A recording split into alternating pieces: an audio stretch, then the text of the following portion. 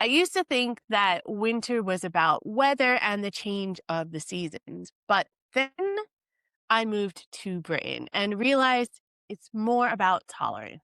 British winters are dark, they are wet, they are long, a huge culture shock that I had to overcome when I moved here from the United States. And it took me a couple years of being caught in the rain and feeling cold to my core sitting on my couch to truly understand how the Brits survive winter.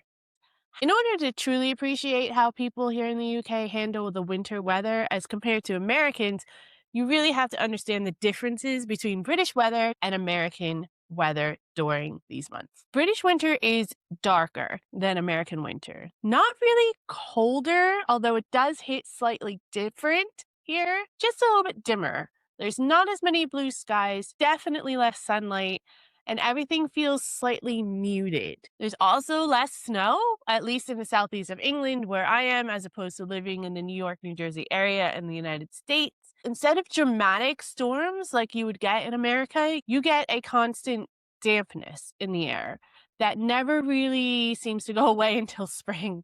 Not wet enough to complain about it properly, but always wet enough to never be completely dry. In America, winter is more sharp and clear, whereas Britain, it's gray, soft, and quietly persistent, like it's not necessarily trying to beat you, but just wear you down slowly. Back home in America, winter had rules. You get cold, you turn the heating on, the house gets warm, and you're good. That's the agreement. It's the unspoken rule. And of course, any house in America that doesn't have central heating is considered to be behind the times. Pretty straightforward and direct, much like the culture throughout the United States. In Britain, the heating is more of like a suggestion, or it's kind of only there when there's really extreme moments in the weather. It's on, maybe, but only enough to let you know it could do a little bit more if you really wanted to, especially if you have a fireplace or stove in your place. Anyone that has those options will definitely go to those options first before touching the heating at any way, shape, or form. The rest, totally your responsibility. British people layer. And when I say layer, I mean layer. Jumpers upon jumpers, sweaters, sweatshirts, t-shirts underneath, socks over socks. 3 pairs of socks on at once, plus your slippers, plus a cardigan that throws over everything else just in case, just to get rid of that last little bit of chill. You don't dress for the outdoors, you dress for your living room. Being cold indoors is completely normal here in the UK. No one reacts and mostly don't even notice. You just kind of sit there, a blanket over your legs, and carry on with your day.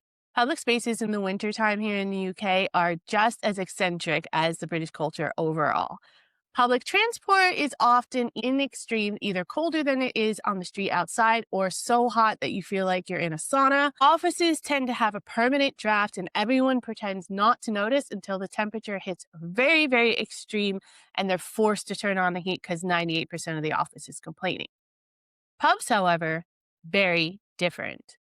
Pubs are always warm, consistently, almost suspiciously. You leave, you're freezing flat, you walk through the rain, arrive damp, miserable, and somehow the pub fixes it all instantly. Radiators are blasting, the fireplace is roaring, everyone has jumpers on with a beer in their hand, saying things like, "It's quite mild today, actually." I don't know if it's just that you're drinking or that the pubs tend to be smaller, a little bit more compact, so there's more people in it, and that keeps the warmth in, but whatever it is, I am all for it. Pubs are always warmer in the winter. If you want warmth in a British winter, don't turn up the heating in your house. Just take a quick walk to the pub and you'll be good. British people don't really complain about the cold, which is weird because British people are moaners overall. They kind of acknowledge it though, in that understated, sarcastic kind of way. Bit chilly today as they're shivering with their 800 layers on. But that's it. And they won't really moan about it that much. They will just get on with their day. I've even had British people moaning at me specifically when I've pointed out conditions that I felt were unsafe for the society at large, saying, just get on with it. That's what winter is like here. Meanwhile, you're trying to type and your fingers have stopped working in the office and you're wearing gloves in order to try to get through it.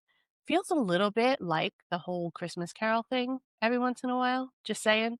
Just throwing that out there. But after being here for a while, it kind of makes sense. There's no reason to have heating on in the entire house if you're the only person that's there and you're holed up in one room. Like I often am working from home here, sitting in my office. Layering does work. Maybe a space heater, definitely big socks with big slippers and a cardigan always helps. Tea on hand because tea always has to be involved somehow whenever you're handling something in Great Britain. Appropriate clothing, absolute must. Regular comments and conversations surrounding the weather will always be available to you as well. Also, a very common theme here in Great Britain. The biggest thing that I've noticed about winters here in the UK is that it's not dramatic, but it's definitely constant.